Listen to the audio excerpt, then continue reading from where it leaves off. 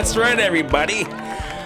Welcome back to the Bowfishing Buzz, presented by AMS Bowfishing and Megamouth Bowfishing, also sponsoring this podcast. Yes, sir. My name is Matthew. My name is Derek. No, it's not. D. Schmitty. It's D. Schmitty. D. Schmitty. D. Schmitty. Yes, sirree, man. Got the kids clapping in the background. Everybody's jacked up. I'm jacked up. We are ready to kick off the 2021 season and finally get back to our podcast. Sorry, we've been gone for a little bit here. Not for lack of wanting to record podcasts for you guys. It's just these first couple months of the year, everybody's getting ready. Dealers placing orders, individuals placing orders, getting ramped up for the 2021 bowfishing season. We have been so busy, which is a great thing, but we just haven't had time to sit down for an hour and record a podcast for you guys. It's just been wild. Right. So we're back. We are back. We're back. We're back. We never really left. We No. just got really busy here at the AMS shop. And it's still busy, but we had to find some time here on April 21st already. wow. Oh, I've my only been Lord. bowfishing once, and not even here in the state of Wisconsin. You weren't even close. We'll be talking about that in one of our next podcasts. Oh, okay. All right. But, I mean, today, 33 degrees out. The sun is outshining cloudy and stuff, but there was snow flurries coming down just a little bit ago. The ground was actually white. Yeah, just so A little bit everybody ago. knows the old Wisconsin weather. Easter weekend, I think we touched like 70 degrees, mid-70s. Beautiful. Just beautiful. This past week, if we've reached 40, that would be lucky. We couldn't see 10 yards out the window this morning. It was snowing so hard, and now it is beautiful sunshine. It looks amazing outside. So that's just a typical day up here in Wisconsin with that It looks crazy weather. amazing outside, but go outside in a T-shirt. Yeah. Yeah. It does. Mother Nature's a big tease. Yeah. Yeah, it's been bad. It's been bad. Well, a lot has been already happening in the bowfishing world. But first, we're going to kick off with some of the.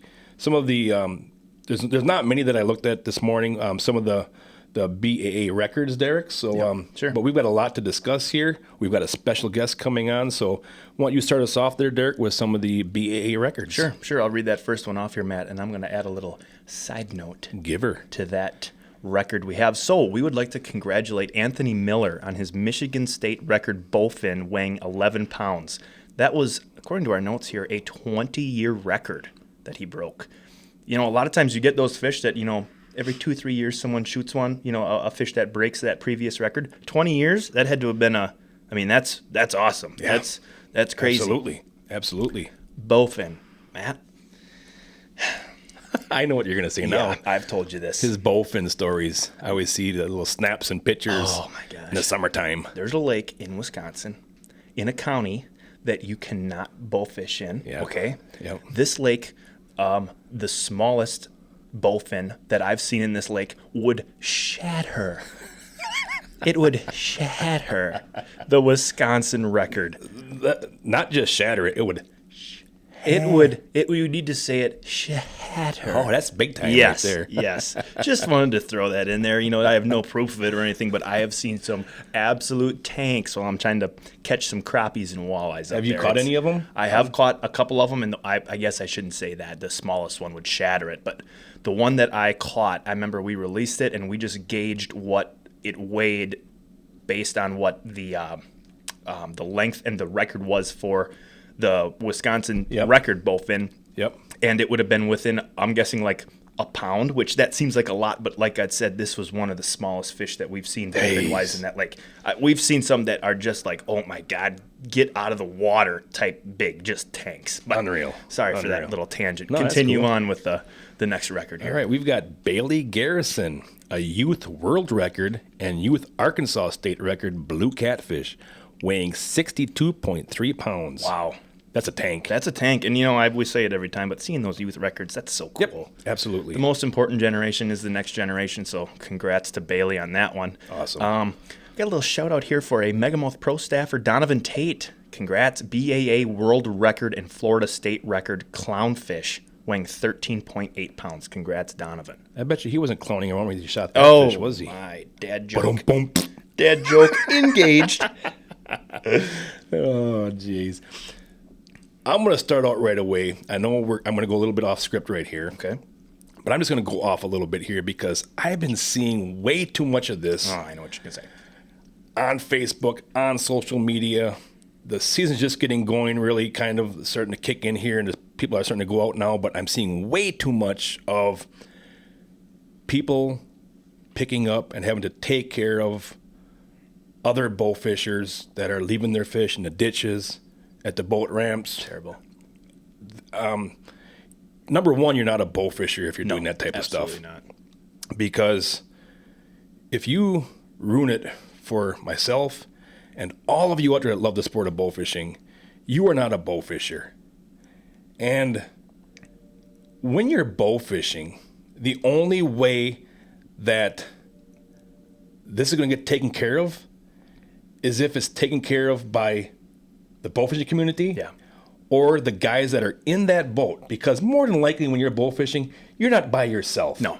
Very rarely. Very rarely. You got 2, 3, 4 buddies in your boat. Yep. It's going to take some of them to step up and call you out. Yep. Because we all know it. A lot of times we're coming home at 2:30, 3 o'clock in the morning. There's not a lot of traffic on the roads. And these idiots are doing this type of stuff. Yeah. And it really ticks me off. Yeah. So I hate to get all mad and stuff around here right away, but god dang, this has got to stop. Yeah. Yep. I think the most important thing, you have your checklist. Matt, you can relate to this. You have your checklist of things that you need to do to be ready to go out on the water to shoot fish at night, okay? Yep. Gas up the generators, gas up the boat, get your equipment ready, make sure everything's rocking and rolling, trailer lights are working. You got the truck, you got all your gear, you got the gaff, you got you have all of these things that you need to keep track of, okay? And that people do keep track of in order to go out for a night of fishing. Number one on that list. Number one with being safe, of course. But right up there, you need to know, you need to have a plan before you go out of what you're going to do with those fish. Right. If you do not have an avenue of disposing of those fish in a proper way, I hate to say it, then you don't belong out on the water shooting these fish. Absolutely not. Right.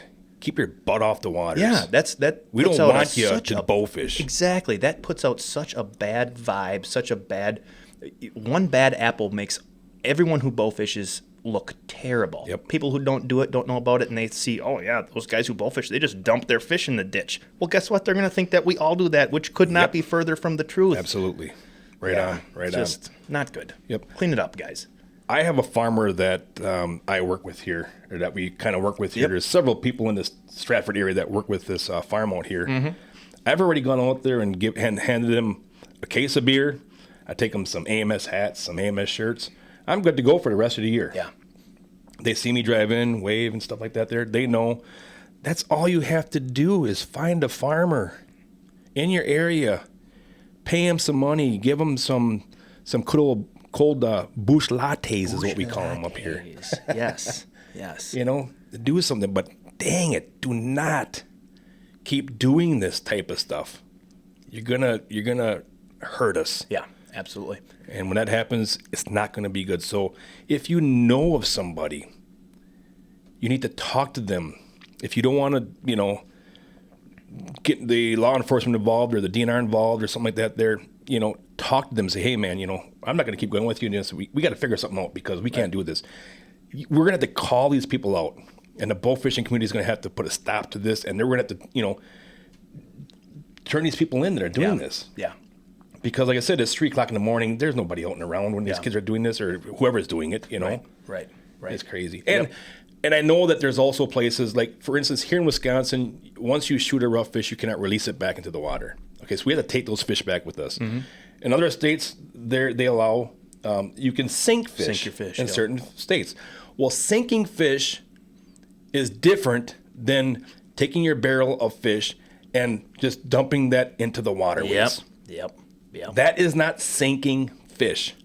Those are floating fish. Those are right floating fish that everybody can see the next morning. Yeah, and smell. Yes. Water skiers see them. The guys in the pontoon see them. Fishermen see them. Sinking fish is taking a gaff and puncturing that fish's air sac so it sinks. You can see a sinking fish because bubbles come up out of it when it's going down. Yep. It's sinking. All right. Now, that fish is going to be consumed by a lot of critters that are down, crabs, turtles, Right. other fish. Yep. Those are going to eaten up. But you can't just dump that over into the water. Yeah. Those are going to get seen by everybody the next morning. Yeah. Yeah. Yep. So sorry about that little rant there, but I just had to get it out there Had because to say it. we need to put a stop to this. It's got to stop. And hats off to everybody that goes out and finds these and picks them up and takes care of them. They're the biggest heroes in this whole deal is people picking up other people's messes. Right. So, okay, so what this podcast is going to be about is going to be about safety in the sport of bow fishing. And Derek, it goes so much further, the safety does, besides the equipment that we use. Absolutely. Yep. Right here, driving on the water at night. I like to go to the waters that I'm going to be bow fishing, especially if I'm bow fishing somewhere that I've never been to, before it gets dark out. Yep. I like to plot a trail on my GPS unit so I can get to where I'm going and back. Yep. That also lets me know what kind of debris might be floating around, especially if there's been flooding rivers and stuff.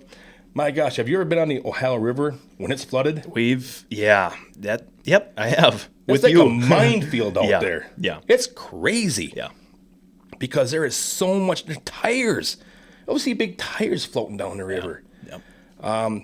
So, driving at night, don't go faster than what you can see with your lights. I know in some areas we aren't allowed to drive with our lights on, which is goofy in my mind, but you need to be very careful out there when you're driving at nighttime. Yeah.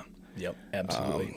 Just seeing one of these notes here, Matt. The next one we have on here is to have a good GPS unit. Yes. On your boat. I know we got one on the AMS boat, and a lot of these guys, they do have a GPS unit on the boat. It runs off to your battery on the boat, and everything's ready to rock and roll. But a lot of times you see these guys who they don't have a GPS on their boat. Okay, Yep. and that's totally fine. There are, for example, Matt and I earlier this winter we were out in Minnesota. We were ice fishing. Okay, I'm gonna draw this back to bow fishing, but we were ice fishing out in the middle of this huge lake.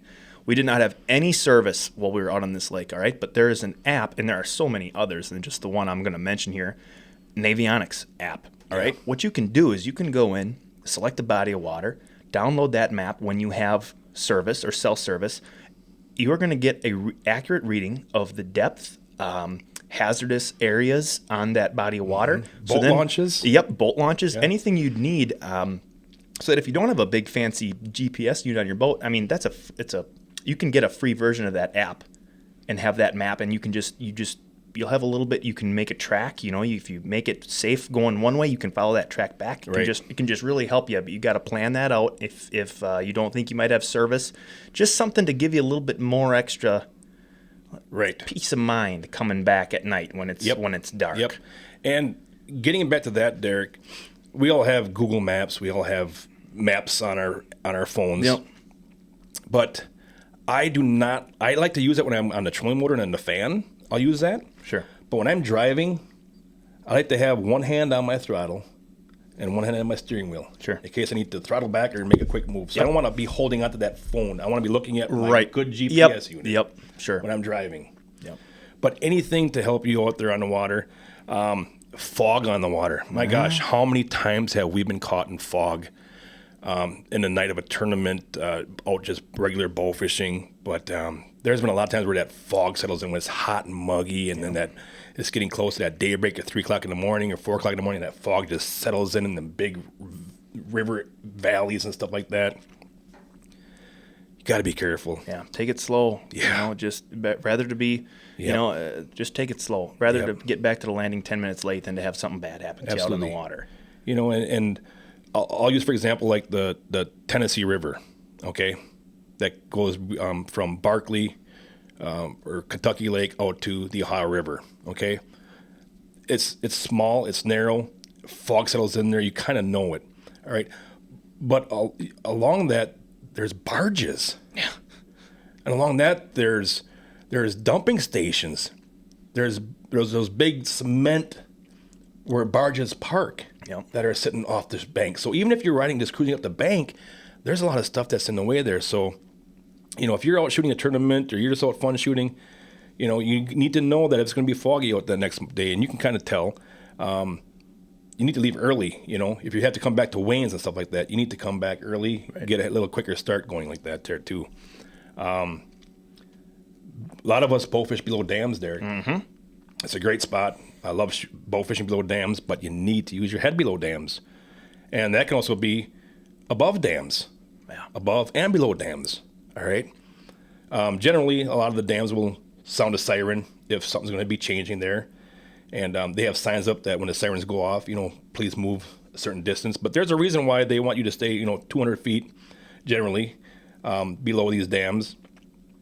For example, I remember it was, this has to be about 5 or 6 years ago or so, something like that, Derek. Yeah. We were down scouting on the Ohio River for the Cajun 8. And I got a phone call that night that a boat got sucked under one of the dams. Terrible. And here to find out that, thank God, I knew the guy and the gal, all right? Thank God when they were going down, being pulled backwards because their motor would not start, okay? Gosh. They were being sucked into that dam, into that gate. Thank God that water level, there's big chunks of cement all around dams for that go way down underneath the water that we can't see when the water is high, okay? Mm-hmm. Thank God that water was at a certain level where there was a ledge of the cement pillar that came out. Sure. Right there where they were going down. They luckily got onto that cement slab. And thank God that water didn't raise or lower. And they were able to, somehow they got the phone by, I don't know how, but they got a phone with them. And they were able to call the people at the dam there. And they got taken care of, thank God. But it could have been really bad. Yeah, I mean, that boat got sucked under. Thank God they didn't. And that boat, when it came back out the other side, was just like a crushed tuna can. That's what you said. It was smashed flat. Yeah, it's crazy. So, be careful. Let's see here. Bilge pumps. Yes. Yeah. Big. Yep. You're taking on water. You don't want to be taking on water for long. Big. A couple years back, we were backing into the Mississippi River. Yep. All right. We were in a hurry. I forgot to put the plug in. Yeah. I was going to say that next. Yeah. Well, we've got a pretty 2-inch hole. A lot of water comes in a 2-inch hole really quick. Okay. I wouldn't turn my bilge pump on. Well, at first I noticed my feet were getting wet. That's how I knew water was coming in. Sure. And I turned around and looked, and we have an automatic bilge pump, and it wasn't spitting out. I'm like, that's odd. Yeah. So I went to manually turn it on, and I didn't hear nothing running. Yeah. So I was yelling to John to back the trailer back in the water. He did, and I drove the boat on trailer, and we pulled it up off the shore and got it going. The next day, the bilge pump was not working, okay? So the next day I took it apart. Here was bowfishing line sucked in that little impeller. Oh. And it had burnt out. Really? Yes. Oh, I didn't know that's what caused that. So make sure to check your bilge pumps before you get going this season. Make sure it's all cleaned up underneath there, because that's where a lot of the dirt, the mud, the sand, and everything else that gets sucked to the back of the boat ends up. Fish, slime, scales, everything. Yeah. Everything. So bilge pumps are very crucial in checking for your safety while you're in your bowfishing boat. Yeah, absolutely. Mm-hmm. Just a couple other things, making sure that you don't go over that max capacity weight limit on the boat. It's always fun to get as many buddies out there as you can to go shoot some fish, but be safe doing it. Know your boat. Know what it can support. Yep. That, and then just, typical stuff, Matt, life jackets. Life jackets. They make life jackets that are so low profile that you do not, you'll get back in the truck after a day or night of shooting, and you'll be like, oh, God, I got my life jacket on. Yep. I didn't even realize that I had it on. Those life belts. Life belts even, too, and they make them that they're automatic, too. Second they're, submerged underwater, they're going to, what's the word I'm looking for? They're going to expand. They're going to fill with air, that CO2 that's going to open up, and you're going to float right to the surface and be good to go. So just always have one of those on as well. Yep. And there's even places, Matt, down in Kentucky, you have to have one on. Absolutely. Which is, I think that's a good rule to have in place there. Yep. And I know there's times when I'm out there and I don't put my life jacket on. I have it sitting there. Right. Well, what good does that life jacket do sitting there? No, it's not going to do you anything. It doesn't. That's why I love the life belts, because I don't even know they're on, like you said. A lot of times I'll get out and I'll go jump in the truck and back the trailer in, and it's still on my waist. Yep. Mm-hmm. Yep. So we're getting on this safety topic here, Matt. You want to tell everybody what we're going to do today, who we're going to have on the podcast. All right. We're going to be talking to Robert Blackburn from Canyon Lake, Texas. Okay. About a week and a half ago, Robert had an incident while he was out bow fishing on a Sunday night. And this all circles back around to safety. And this incident was a serious incident. Thank God it wasn't as bad as it could have been. Yeah. It was close to being very bad. But we're going to give a call here to Robert Blackburn from Canyon Lake, Texas. He's going to tell us about his situation that he had to go through here in this past. Was that just this past week, Matt? 2 weeks ago now? A week and a half, I think it's Okay. been. All right. Yep. Give Robert a call here. Yep. This is Robert. Robert, this is Matthew and Derek from the Bowfishing Buzz. How is your day going today, buddy? It's going pretty good, Just, sitting around the house playing with the pup. Playing with the... Sounds like a good day. Do you have more than one, or do you have a couple pups? I got, I guess she's kind of the Facebook famous, but her name's Daisy. She's a little Australian Shepherd mini. Oh, cool. Do you take her into bow fishing with you?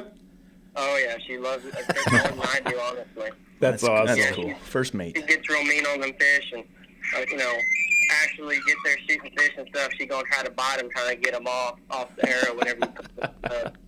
And she'll lay up on the front of the deck and watch the fish swim by and get all mad at you when you don't shoot at them. Oh, wow. It's just a hoot, man. I ain't going to lie. No. That's awesome, Robert. Well, I have my buddy Derek along with me here, and Hey, Robert. we're just going to go through and ask you a couple questions here, Robert, to kind of get the flow going. The first one is, how did you get involved in the sport of bow fishing? Was it a friend, family member, or all by yourself? And just kind of tell the audience a little bit about yourself, Robert. Honestly, my dad, has been bow fishing since the early 70s, when he was, in his early 20s, and bow fished for quite a few years. And then in the early 90s, he just quit fishing. Kind of seems like he goes in cycles with people. Anyways, well, another two cousins of mine started fishing and perked his interest back up. And then so early 2000s, it was back every weekend they were going. And I think it was, early 2000s I started to go with them. And, first trip out there with them, I didn't even have a bow, kind of like how everyone else was. And just went along and rode around and shot my dad's left-handed recurve. And, after that I was like, okay, Pops, I'm going to need a bow. That's awesome. So your dad has been bow fishing since the early 70s. That's very Yes, cool. sir. Yes, Wow. That's awesome. That's really cool. Yeah. Robert. Yeah, he's older than dirt, you could say. Oh, man. Robert, living down in Texas, you have a very rich bow fishing environment. What's your favorite species to target down there? That's kind of I get asked that all the time. And, most people are going to say, oh, man, alligator gar, gator gar, gator gar, gator gar. Yeah. Yep. And my favorite thing to shoot sunfish. I mean, I'll foam at the mouth. And I tell people, I said, you can have a 3-pound sunfish laying next to 8-foot gator gar. I'm going to shoot that sunfish every day. Oh, my And, God. You can ask my friends and the people that have fished with me. We get, we're thankful here in Texas we can shoot sunfish, and I like to eat them. We grew up eating them, and we've got a few rivers and streams and lakes around here that just grow some Tatonka. Wow. So that's realistically my favorite thing to shoot. Wow. But, That's crazy, because I know years past you were allowed to shoot catfish in Texas, and now you can't. Yeah, so Yep. back in the Gap, Texas Parks and Wildlife did like a 2-year provisional period to allowing it, like a trial run. Sure. And the Texas Bowfishing Association, before they were dissolved, worked on that. And that's back when my dad was actually president of the TBA. Oh, wow. And so we worked hand in hand with Texas Parks and Wildlife on stuff, and the process went extremely well, and there was no citations or anything written in that period of time. But it was still just a big concern that all the game fishermen didn't think it was fair. Okay. So we lost privilege, but That's too bad. Yeah. yeah, we used to like shooting them. It was Yeah. kind of missed it. Absolutely. I know one of the species that I really like to pursue when I come to Texas are those smallmouth buffs. Those things just get my blood going. They're so strong and they're so big down there, they're crazy. This is a ball of muscle. Yeah, that's what we always make the joke. You have a 30-pound buffalo come out on the boat, fight harder than a big old gator guard. Yeah, absolutely. Yep, absolutely. So, Robert, do you compete in bowfishing tournaments? Yes, sir. That's one of the biggest things I got into shooting was the tournaments, and I grew up from about 2007 till 2014. We fished the Texas circuit pretty serious, and then past couple years I've been fishing outside of Texas between Mississippi and Arkansas and Louisiana, and so sure we fish all over creation, so to speak. Chasing after that fish, but yeah. We won Mississippi State last year and won Texas State early this year. And, wow. My eye injury might be able to squeeze in the world, but I'm not, I'm going to hold my breath on that one. Well, I know that even if you are unable to participate at Worlds, there's a whole bunch of guys that would love to come up and shake your hand and give you a big old hug, Robert. Yeah. And yep. See, I've been thinking about at least just coming up for that and just, being able to meet everyone, and community's definitely been there on the support, and yep. That's great, and that's one thing that I love about the bowfishing community is everybody kind of everybody's helping each other in the time of need and stuff like that. You notice that in a lot of stuff when it comes to the bowfishing community. I've already seen where people help each other out when there's like somebody has a fire and they lose a lot of their gear and stuff like that. So. It's an awesome community to belong to, no doubt about that. Yeah. Yep. Yeah. So, Robert, just going off of what you were just talking about there, a few weeks ago, you had a very serious accident happen while you were out on the water bowfishing. Just can you explain to Matt and I and our audience just how that night unfolded? Yeah. Honestly, it started out, I had a first-time fisherman on the boat with me, and, they've never bowfished, and, took them out because they're in college, and that was their only available time was on a Sunday. And, we got on the water about 30 minutes in, and the fishing was all right. It was worth being out there, and, had, 20 or 30 fish in the boat probably, and ended up drawing back to shoot a carp that was swimming towards the boat. And whenever I shot, it's a gray area still, but I ended up having the arrow struck me in the eye and ruptured my eye, and it knocked me down, almost fell in the tub of the boat, ironically, and dropped the bow in the water, which is what the surgeons think is what allowed the arrow to be pulled out of my head, or else I might have to, be holding it or something until I got to EMS. Oh my gosh. But so what had happened is I think we started to call it the mystery knot. Yep. Anyone that ties the back, probably if they've shot long enough or enough, they've heard about it or it happened, and the string tied around the bowstring, and once I had about a 12-inch portion of string, it just snapped back into my eye, and wow. Sadly it took it out, but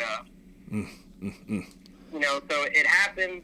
I got on my phone. I had the person with me, and they looked at it and they saw it. I was bleeding pretty good, but they couldn't tell. They thought I hit like my cheekbone. Oh wow! And I kind of knew it was my eye area just because how my eye felt, just like y'all get metal in your eye. Yeah.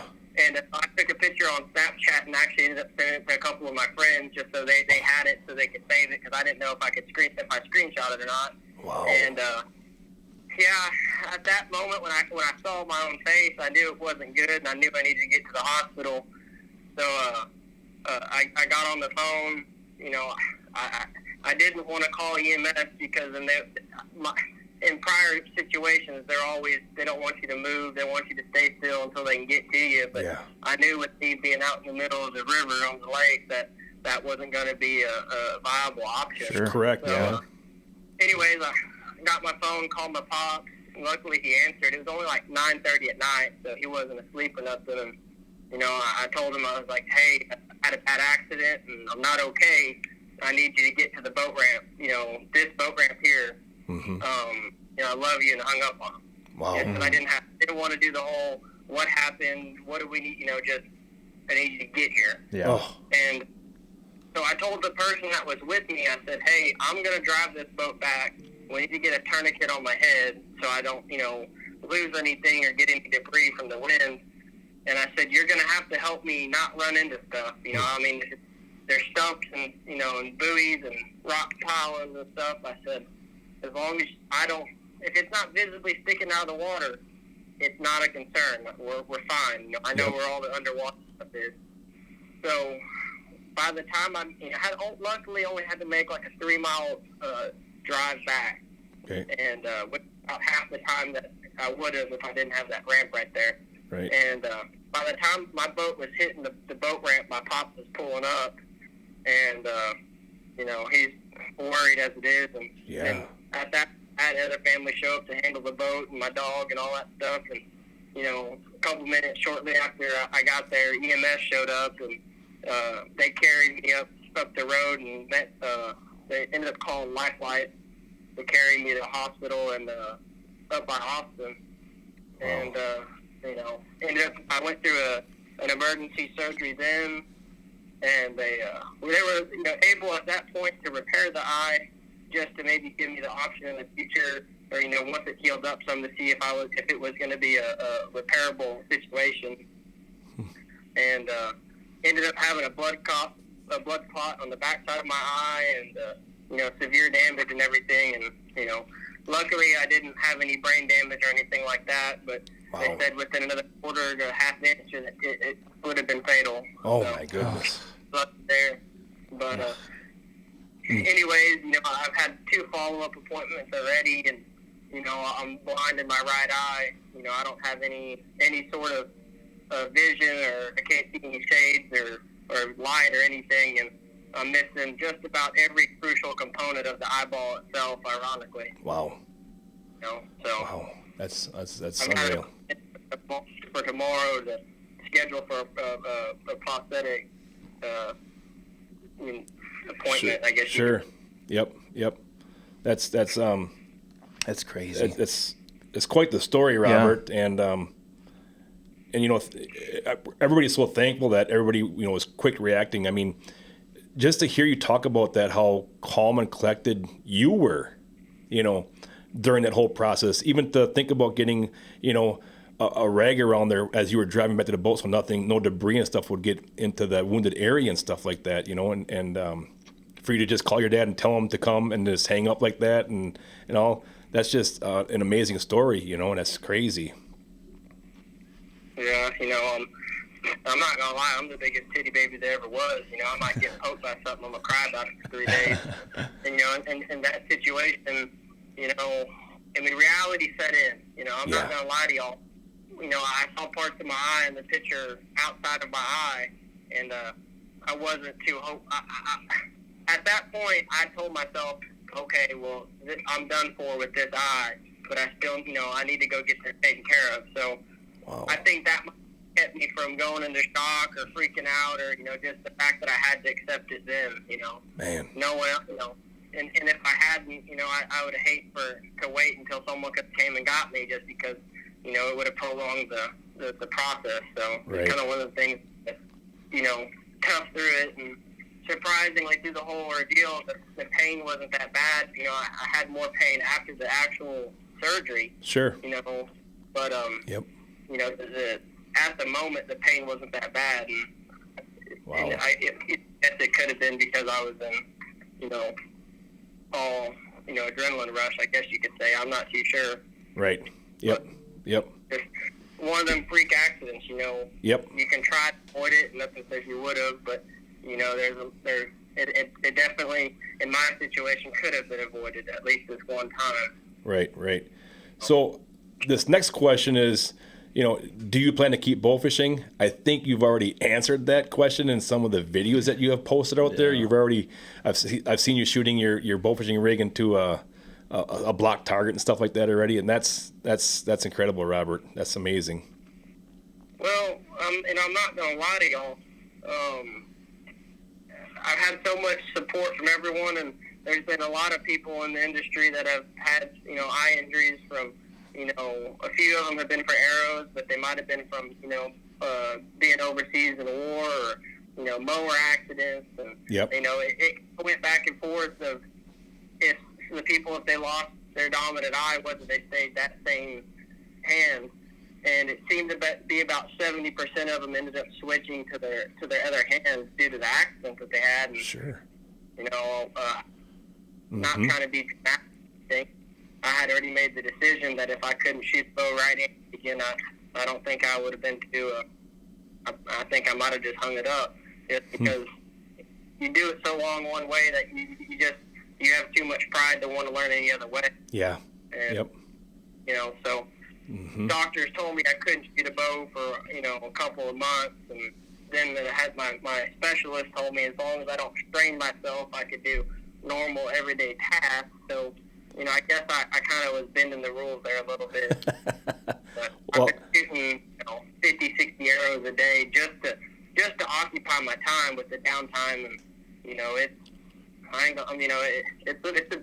different. I mean, it's completely different. Oh, I can't imagine. We can't imagine what that's like to do that. But even the videos that you are posting right now to make everybody aware of what happened and to show the pictures and to show how the so-called mystery, not how that it does happen. Even those videos that you're making is a large voice for the safety in the sport. Do you plan on making any changes to your gear, Robert, for stuff like this?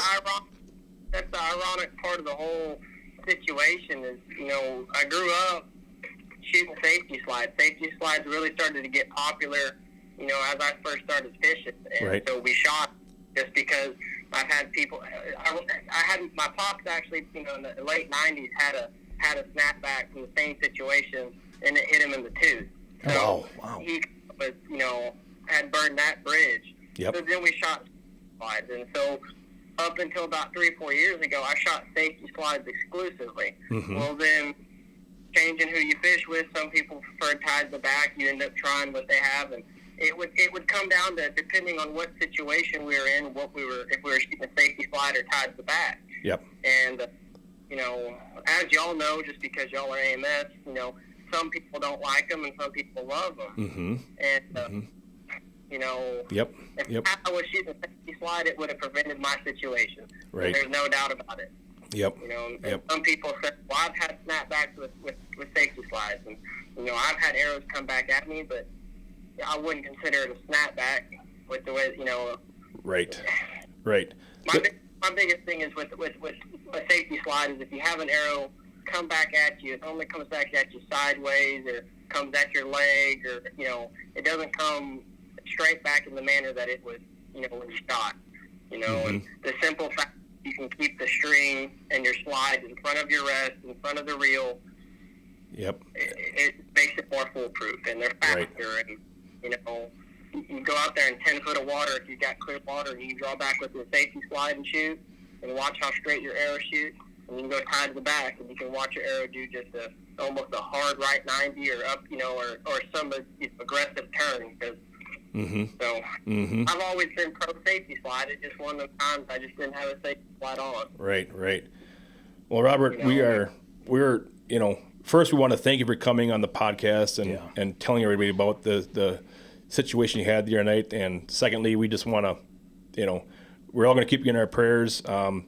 I've seen your Facebook stuff. You're a strong-willed guy. I know that you'll be back on the water shooting fish. From what I've heard, you were one hell of a deadly shot. From what I've heard from people telling stories and stuff like that. But man, all of us here at AMS, we wish you nothing but the best of luck moving forward here with this. And I know you're going to keep practicing and keep getting better and better. But yeah, we just wish you all the best, Robert. Well, I appreciate it. I'm glad. I appreciate the opportunity just to, my whole thought process is if this podcast can maybe prevent one snapback or, anything, it's worth it. I hate to be emotional like that, but you only got 5, and it's not worth losing any of them. Absolutely. You're right on that. Yep.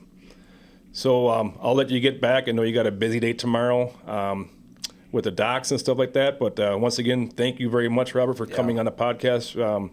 We really enjoyed talking to you about this experience, and hopefully, like you said, somebody else will learn, from this here. But we wish you all the best, Robert. Okay, well, I appreciate it. Y'all have a good day. You bet. Thank you, Robert. Thanks, Robert. Wow. It leaves you speechless listening to that whole night unfold like that. And, getting to the safety slides, okay? AMS and Jeff and Cindy are all about safety firsthand, foremost. Was from day one. Was from day one. AMS invented the safety slide, okay? Jeff and Cindy came up with that idea to keep the sport safe for every bowfisher that's out there. It doesn't matter if you're shooting a spinner. Robert shoots a spinner. It doesn't matter, because I hear people say it all the time. Well, you don't need to use it if you're shooting a spin cast reel. No. That's not true. No, it's not. That's not true. It happens. The mystery knot does happen. And we're not doing this podcast right here to jingle jangle and we don't want anybody to think that we're doing this to try to boost sales. That's absolutely has nothing to do with it. It's just important to us to try to pass this along. We just would hate to have this happen to somebody else. Right. Absolutely. So with that, we're going to have a little break here, and we will be right back after this break. Why I Bowfish. Hunting fish with a bow. Non-stop action. Never slow. By day, by night. Great shots. Great fights. With family, with friends. Trash talk never ends. And kids, they love it. If they miss, think nothing of it. By foot, by boat, by board or canoe. How you do it is up to you. Aim low. Shoot fast. Watch your shadow. Watch the grass. Shoot carp, raise, or gar. Shoot 'em close. Shoot 'em far. Stout arrow. Barb tip. Retrieve a reel. Let it rip. Bow fishing. Give it a shot. All right, welcome back to the Bowfishing Buzz, presented by AMS Bowfishing and Megamouth Bowfishing. My name is Matthew. And D. Schmitty over here. Schmitty. And, just a couple quick things here before we wrap things up here, Derek. So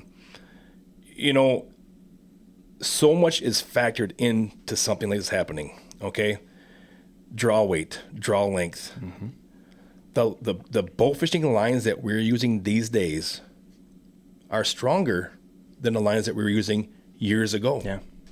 You take a 150-pound line from 12 years ago to the 150-pound line that we're using these days, right, is a lot stronger. Yeah. It's made better with better materials. Weaved tighter, a different core to it. It's come a long ways. So you don't have your line is not going to break every time you shoot, even if you're shooting a high poundage bow. Yeah. It all depends on what that string is doing too. That string acts as a rubber band. That string has a rubber band effect on that too. Yeah. So the slides were not invented to use just for the AMS retrievers. No. They're used for everything. Yep. When you go to draw back with your arrow tied to the back, with your line tied to the back of the arrow, when you go to draw that bow back, look at the loop of line that's behind your arrow rest. Now that line has to go through your cables, your strings, your cable guard, and your rest to sneak out of there without getting it tangled up. Yep. Unfortunately for Robert, I don't know if you saw a picture of that knot that was around his string things and stuff like that. Yeah. It happens. It can happen. All right. We just want you all to be safe while you're out on the water. So I think this week's the product spotlight. Product spotlight? Yeah. Yep. The highlight here is going to be on that Everglide safety slide from AMS. AMS believes safety is paramount.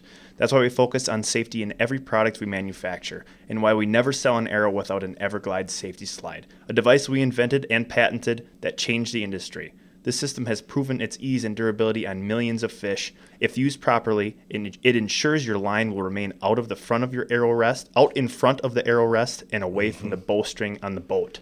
Absolutely. We sell them in all different kinds of colors, 22/64 if you're using a crossbow bolt, bigger arrow there. Just very important to get those safety slides on those arrows, right? Big time. And they're made right here in the USA. Absolutely. Mm-hmm. Absolutely. I think we got some out there that we're going to be ready to pad print up here and be ready to get them on arrows that we're going to be shipping out of here. Absolutely. So. And just a couple more things here before we get ready to wrap this up here is Big 20 is not too far away. I can't believe how fast it's sneaking up on us, Matt. It is. It's less than April? It's less than a month away? Yeah. We're less than a month away, Schmitty, from the Big 20. First place this year, remember, is $10,000 for first place. Wow. That's a lot of juice right That's there. a lot of dough right there. A lot of bread right there. Yeah. Wow. Yeah. Wow. So from all of us at AMS Bowfishing and Megamouth Bowfishing, be safe on the water. We want you to enjoy the sport of bowfishing. Making memories is what it's all about. And have a great time on the water. Remember to, safety is always first. And gall darn it, do not leave your damn fish in the ditches or at the boat ramps. Tell them. And if you know somebody that's doing that, tell them or turn them in, because I don't want them on the water. Yeah, absolutely. We wish Robert all the best of luck. Yep. And like I said, I know he's a strong guy. Just by, you can tell by watching his videos and stuff like that, he's gonna make it. He's gonna be back shooting tournaments. Absolutely. And I think another thing we can throw in here too is Robert goes into a little bit of a deeper dive. He made a video that Megamouth and AMS, we posted that video on our Facebook page too. So if you guys want to check that out, that's up there as well. Yep. So from all of us from AMS Bowfishing and Megamouth Bowfishing, we'll see you next time on the Bowfishing Buzz Podcast. See you guys.